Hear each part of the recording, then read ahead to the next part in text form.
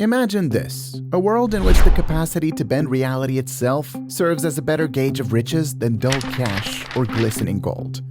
Hello and welcome to the Gulf countries, where man-made islands resembling palm trees spread out over the ocean like an enormous sandbox, where indoor ski slopes give the sweltering desert heat a serious nod, and skyscrapers stand so tall they produce vertigo better than the Burj Khalifa.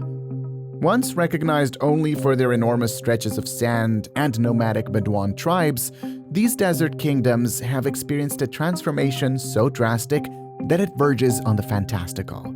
Let's dive into the numbers and the economic might that has allowed them to turn the impossible into reality. Before we start with the chapters of this video, what do you think about the immense wealth among the Gulf countries? Let us know with some facts. Saudi Arabia, Bahrain, Kuwait, Oman, Qatar, and the United Arab Emirates, or UAE, are collectively known as the Gulf nations because of their geographic location along the Persian Gulf Coast, which has historically been a vital area for international trade and the supply of energy. A single planet or two in a far-off galaxy could likely be purchased with the staggering wealth of the Gulf countries, whose sovereign wealth funds manage more than $3 trillion. Their economies and landscapes have undergone radical change as a result of the tremendous wealth directed into these initiatives. But how did they become so wealthy? Two words: black gold. Yeah, oil, the precious liquid that has driven these arid nations to prominence. Back in 1908, a geologist by the name of George Bernard Reynolds was part of the crew at the Anglo-Persian Oil Company.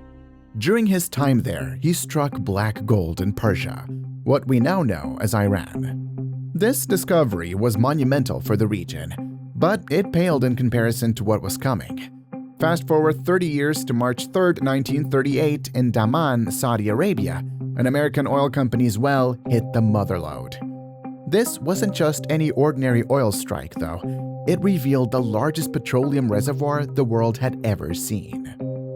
That American company going after Saudi oil eventually transformed into the mighty Chevron Corporation we know today. This Dammam discovery was a total game changer, the start of an entirely new era that marked day one of an entirely new reality for Saudi Arabia and the Middle East. So, after Saudi Arabia's massive Dammam oil discovery, it kicked off a frenzy of black oil strikes across the Gulf region. Bahrain got in on the action way back in 1932, with Kuwait joining the party alongside the Saudis in 1938. Qatar hit pay dirt with oil in 1940, while the UAE and Oman got their first gushers in 1962 and 1967, respectively. But for decades after these monumental Gulf oil discoveries, the exploration, production, and transportation was almost entirely controlled by overseas companies and interests.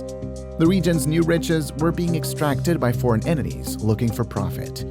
This stranglehold by outside forces on the Gulf's most precious resource persisted for over 60 years, stretching all the way into the late 1960s and early 1970s. The nations sitting on top of these vast oil reserves were mere bystanders to their own wealth. Eventually, the Gulf states decided enough was enough. Recognizing they deserved a much larger slice of the pie, they banded together with other oil-producing peers to form the one and only OPEC cartel in 1960. United under OPEC's banner, they could finally start asserting control over their prized oil reserves. For the first time, they could collectively play a major role in shaping the global oil markets to their benefit. In terms of economic performance, the Gulf nations exhibit some of the most substantial GDPs and GDPs per capita worldwide. Take Qatar, for instance, a standout contender in the top 10 league, commanding an impressive GDP per capita of $88,046 in 2022. With a GDP of more than $1 billion in 2022, Saudi Arabia, the largest economy in the region, ranked 17th in the world and outperformed its population size. To manage and invest their oil riches, these countries have established massive sovereign wealth funds, which are like massive piggy banks on steroids. Saudi Arabia's SAMA fund holds over $700 billion in assets, whereas the UAE Abu Dhabi Investment Authority, or ADIA, manages over $708 billion. Thanks to their welcoming business environments, tax perks, and strategic advancements, the Gulf countries have turned into hotspots for global investment. It's like they're the irresistible candy shops of the financial world, attracting investors with their sweet deals and promising returns. Although these economic data are excellent, others contend that they also show how dependent the Gulf countries are on oil and gas exports, which provide a sizable amount of their GDP and government income. Essentially, these nations have swapped their income from natural resources for financial wealth obtained from foreign investments and sovereign wealth funds. However, the issue still stands. Will this wealth last over time? These nations are actively diversifying their economies because they're aware of the limitations of their oil resources, notwithstanding the unequal performance of the region as a whole. Under the leadership of Crown Prince Mohammed bin Salman, or as we like to call him, MBS, Saudi Arabia has this big, bold plan called Vision 2030 to wean the country off its oil dependency. The goal is to promote and develop other sectors like tourism, tech, and renewable energy. One of the major ambitious projects under this vision is NEOM, a whole new futuristic metropolitan area they're building from scratch in the northwest of Saudi Arabia. And we're talking major ambition here. The budget for the place exceeds $500 billion. In the United Arab Emirates, specifically Dubai, serious strides in diversifying their economy beyond just oil have already been made.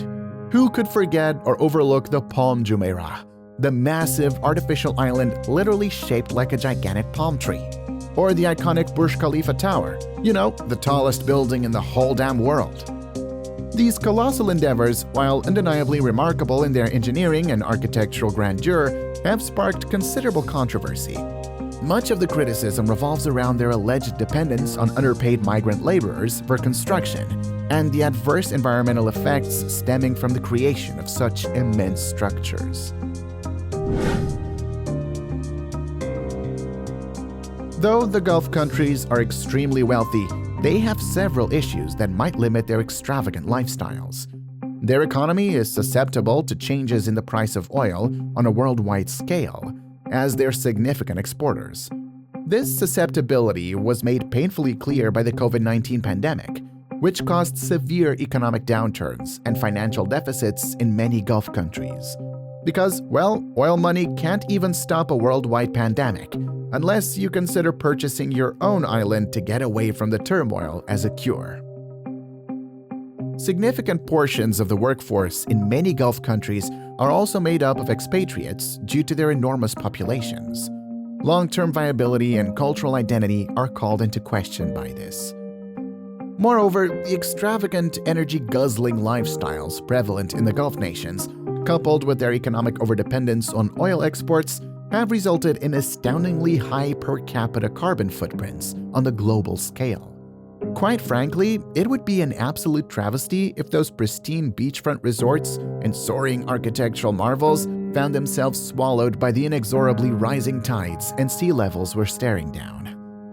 Regional disputes also provide possible risks to the stability and security of the Gulf states, such as the continuing hostilities with Iran. The economy might suffer greatly from any interruption to trade networks or oil production. Without a doubt, the Gulf countries have had extraordinary economic success, rising from small desert kingdoms to major world powers in a surprisingly short amount of time, but diversifying their economies across multiple sustainable sectors is absolutely crucial as they confront major headwinds.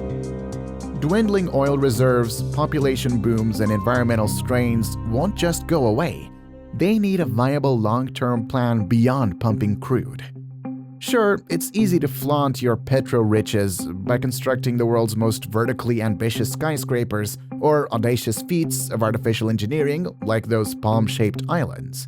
But if the Gulf states don't get serious about economic diversification and future-proofing their prosperity, those grandiose vanity projects risk becoming modern-day ruins.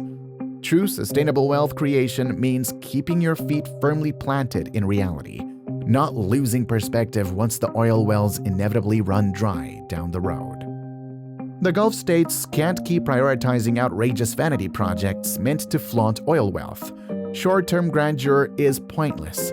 Sustainability, not crude oil dependence, is the path to lasting prosperity across generations. Smart, renewable growth is the new priority.